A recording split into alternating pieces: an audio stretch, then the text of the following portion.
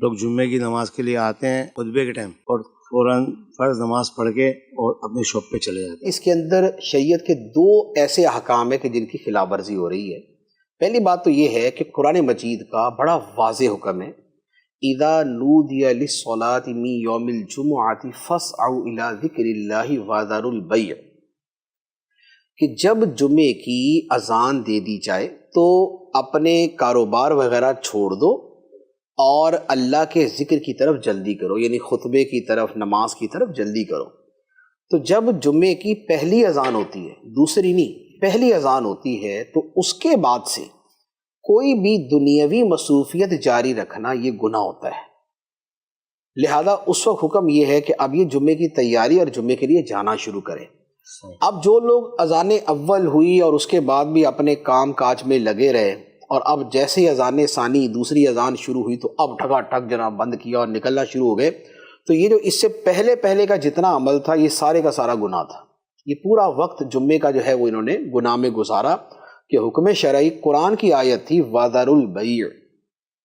خرید و فروخت چھوڑ دو، اور خرید و فروخت کے اندر ہی دنیا کی ہر مصروفیت مشغولیت شامل ہے، اور حکم تھا فَاسْعَوْا إِلَىٰ ذِكْرِ اللَّهِ، اللہ کے ذکر کی طرف سعی کرو، دوڑو، جلدی کرو، کوشش کرو۔ تو لہذا پہلے تو اس حکم کا ترک ہو گیا، یہ گناہ گار ہوئے۔ دوسری بات کہ اب خطبے کے وقت آئے تو لازمی بات ہے کہ جو پہلے کی سنتیں ہیں وہ بھی نہیں پڑھیں گے، ویسے تو چلے بعد میں ہو سکتا ہے وہ پڑھ لے، لیکن نارملی جو پریکٹس ہے وہ یہی ہے کہ پہلے کی نہیں پڑھیں گے،